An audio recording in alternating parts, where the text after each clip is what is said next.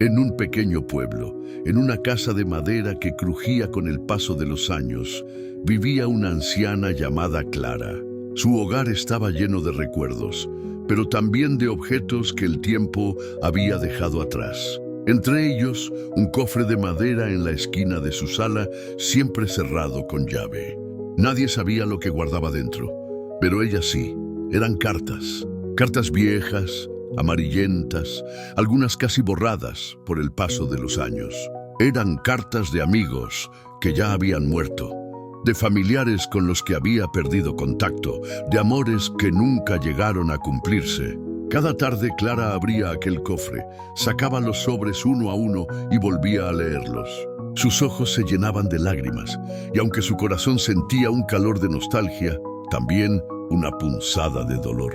Ella creía que aferrarse a esas cartas era una manera de mantener viva su historia, de no olvidar a quienes alguna vez fueron parte de su vida. Pero lo que Clara no veía era que cada lectura la mantenía prisionera. Aferrarse a esas palabras era como vivir atrapada en un ayer que ya no existía. Las cartas eran un espejo constante de lo que perdió, no de lo que aún podía construir.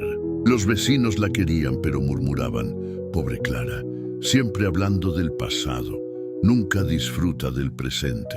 En efecto, cuando la invitaban a salir al mercado, a las fiestas del pueblo o incluso a tomar el sol en la plaza, ella respondía con un suspiro: no, gracias. Prefiero quedarme en casa, tengo cosas que recordar.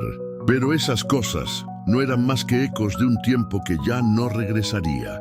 Y mientras el mundo seguía girando, Clara seguía estancada en su cofre de cartas, convencida de que allí estaba su refugio. Lo que no sabía era que la vida estaba a punto de darle una lección que cambiaría su forma de ver el pasado y también el presente.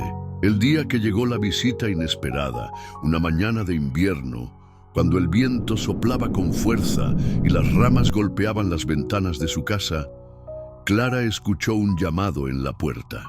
Al abrir, se encontró con Julia, una joven voluntaria del pueblo que solía visitar a los ancianos para acompañarlos.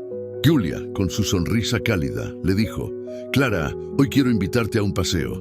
Están montando una feria en la plaza y pensé que te gustaría ver las flores y escuchar la música».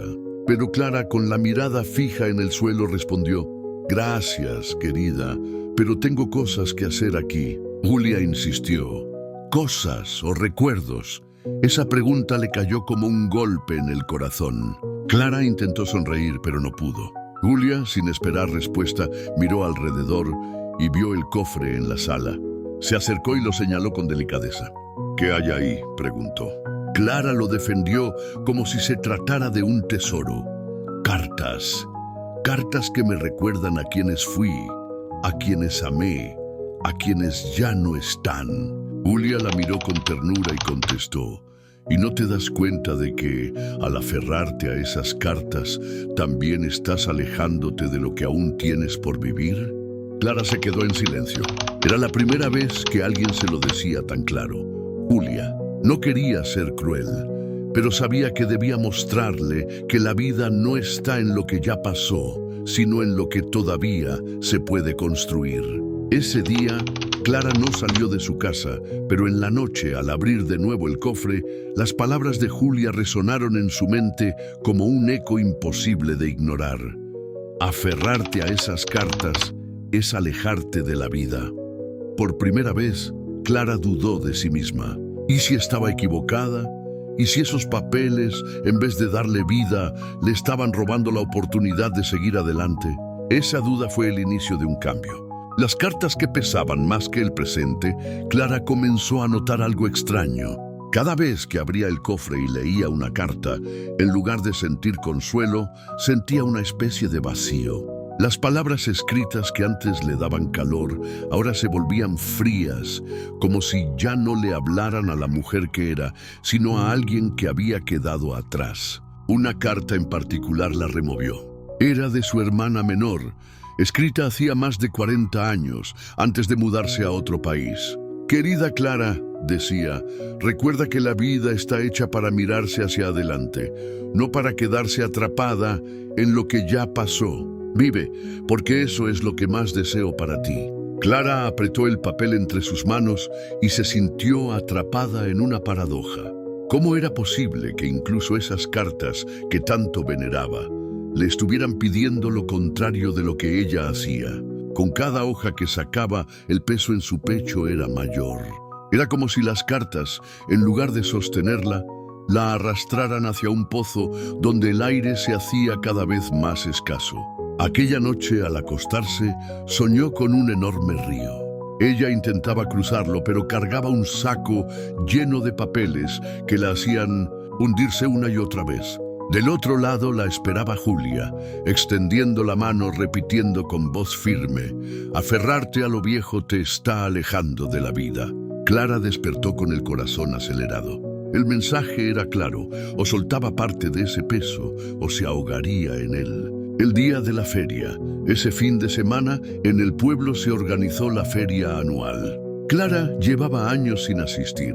Siempre encontraba una excusa: que hacía frío, que se sentía cansada, que prefería quedarse en casa leyendo sus cartas. Pero esta vez, algo en su interior la empujó a salir.